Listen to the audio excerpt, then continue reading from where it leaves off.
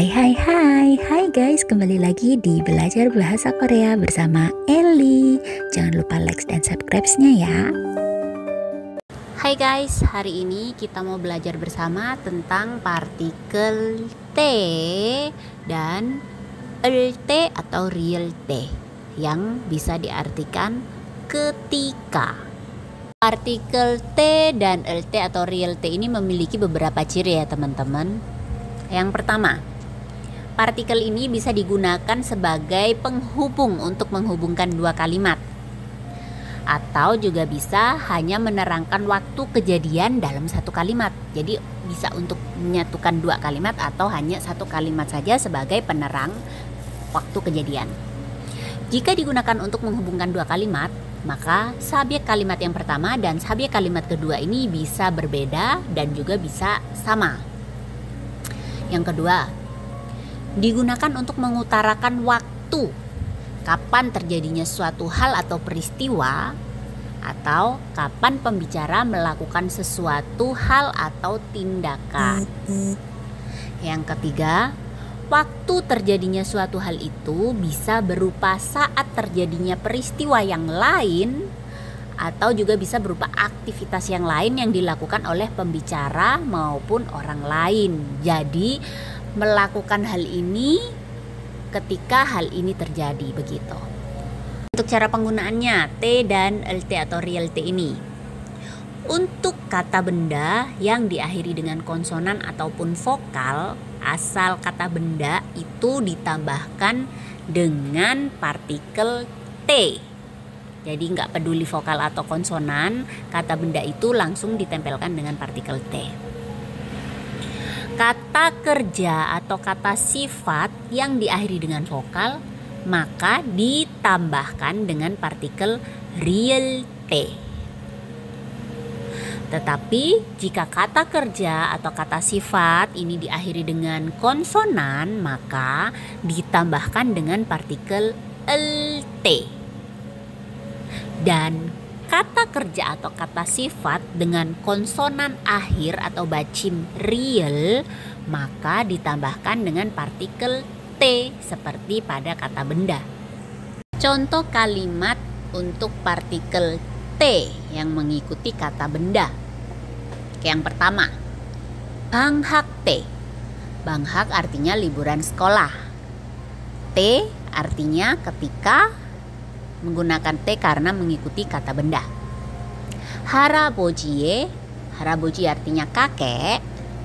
Ei di sini dibaca E karena mengikuti haraboji. Artinya milik. Teke, tek di sini artinya rumah, ini bentuk honorofik dari chip ya. E itu partikel karena mengikuti keterangan tempat dan diikuti dengan kata kerja kata, maka diartikan ke. Nah, kamnita, pergi.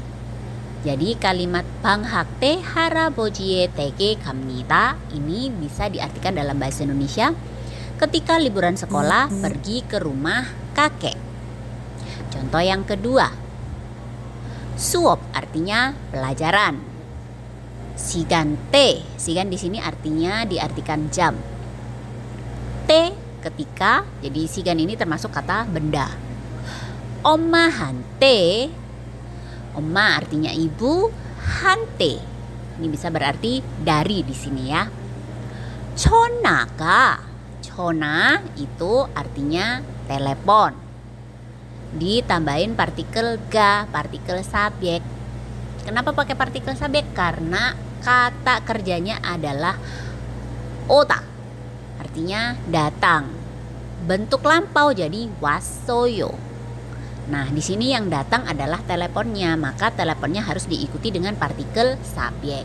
Sehingga jika diartikan dalam bahasa Indonesia, kalimat suop sikante omahante chonaga wasoyo ini artinya ketika jam pelajaran masuklah telepon dari ibu, atau ketika jam pelajaran telepon dari ibu masuk.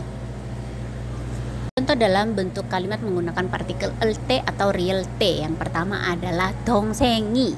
Dongseng artinya adik menggunakan partikel subjek i. Ini subjek untuk kalimat yang pertama. Chalte, chata artinya tidur. Kata kerja diakhiri dengan huruf vokal, maka tambahan partikelnya adalah real te artinya ketika. Ommaga, omma di sini ibu sebagai subjek kalimat kedua, maka ditambahkan partikel ga. Babel, bab nasi sebagai objek maka ditambahkan partikel el. Mogoyo, mokta artinya makan. Sehingga kalimat dongsengi chalte ommaga babel mogoyo bila diartikan dalam bahasa Indonesia maka artinya adalah ketika adik tidur ibu makan. Partikel real te di sini berfungsi untuk memberitahukan bahwa waktu di mana ibu makan nasi itu saat adik tidur gitu. Contoh yang kedua, bogembabel. Bogembab artinya nasi goreng sebagai objek maka ditambahkan partikel el. Mandelte, mandelta artinya membuat. Kata kerja diakhiri dengan konsonan real maka ditambahkan partikelnya t ketika. Nah, di sini untuk subjeknya tidak dituliskan berarti subjeknya adalah saya. Gassreinjiga. Gassreinji artinya kompor gas, di sini berfungsi sebagai subjek kalimat keduanya. Nah, 꺼졌어요. Ko mati. Ditambahkan partikel aoyo cita. Itu artinya menjadi mati, berarti mati yang tidak disengaja dan bentuk lampau sehingga menjadi 꺼졌어요.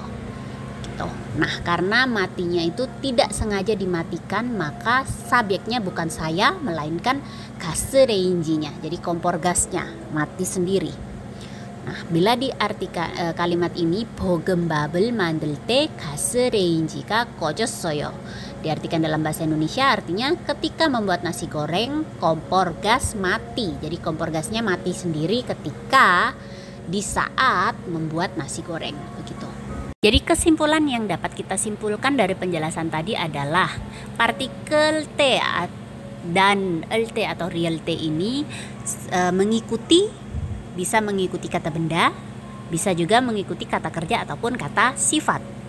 Nah, partikel ini menerangkan waktu terjadinya suatu peristiwa atau hal yang dilakukan. Jadi kapan waktu terjadinya? Di situ menerangkannya menggunakan partikel T atau LT real T ini. Dan partikel ini bisa untuk menghubungkan dua kalimat, menjelaskan peristiwa terjadi saat terjadinya peristiwa yang lain begitu. Dan juga subjek untuk kalimat pertama dan kedua itu bisa sama juga bisa berbeda. Dan yang terakhir adalah kalimat pertama bisa menggunakan bentuk lampau tetapi tidak bisa menggunakan bentuk akan datang. Tapi untuk kalimat keduanya bisa menggunakan bentuk lampau ataupun bentuk masa sekarang maupun bentuk yang masa yang akan datang gitu. Jadi untuk kalimat pertama tidak bisa menggunakan kalimat bentuk akan datang ya. Oke, teman-teman. Sampai di sini bisa dipahamikah? Oke, kita tes coba langsung ke latihan ya, latihan soal. Yang pertama soalnya 점심 titik 친구랑 같이 밥을 먹어요. Nah, yang masuk ke sini ini partikel apa? T, LT atau real T. Nomor 2, 숙제를 하다 친구가 왔어요. Yang ketiga, 책을 읽다 전기가 나갔어요. Dan yang keempat, ketika makan malam ayah datang. Nah, ini coba teman-teman diartikan dalam bahasa Korea menggunakan partikel yang sudah kita pelajari tadi ya. Oke. Aku tunggu untuk jawabannya di kolom komentar ya teman-teman. Dan juga kalau mungkin ada pertanyaan, kritik atau saran, teman-teman juga bisa tuliskan di kolom komentar. Oke, terima kasih. Selamat belajar. Semoga bermanfaat.